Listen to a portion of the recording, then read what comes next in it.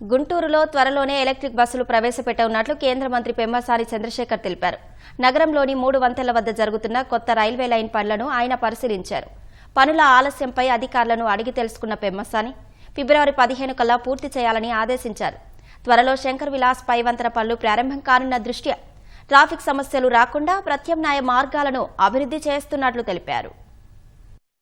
ఏంటంటే Shankar Vilas bridge construction start అవబోతుంది కాబట్టి ట్రాఫిక్ డైవర్షన్స్ ఎక్కడెక్కడ ఇష్యూస్ ఉన్నాయి అన్ని కోఆర్డినేషన్ మీద ఒకటి చేశాము. సో మేమందరం కలిపి నిర్ణయించింది సిటీ లిమిట్స్ ని ఇప్పుడున్న దానికి తగ్గట్టుగా రీడిఫైన్ చేయటం, ఎగ్జిస్టింగ్ రూట్స్ ని ఎక్కడ వరకు ఎక్స్టెండ్ చేయటం, ప్రైవేట్ బస్సెస్ ఒకటి. ఈ కొత్త బస్సులు ఏవైతే రాబోతున్నాయో వీటన్నిటినీ ఎలక్ట్రిక్ బస్సులుగా తీసుకురావాలనేది. కాకపోతే ఆ బస్సు యజమానులందరూ కాస్ట్ బాగా ఎక్కువ అవుతుంది అంటున్నారు, వాళ్ళకి వైబిలిటీ వచ్చేటువంటి పరిస్థితి లేదంటున్నారు. సో రెండింటికి కాస్ట్ ఎస్టిమేషన్. ఈ బస్సులన్నీ కూడా సిటీలో ట్రాఫిక్ ని బ్లాక్ చేయకుండా డిఫైన్డ్ లొకేషన్స్ ని ఐడెంటిఫై చేయటం, డ్రైవర్స్ ని ఎడ్యుకేట్ చేయటం, ఈ 4 ఇష్యూస్ మీద అందరం కూర్చొని మాట్లాడాం.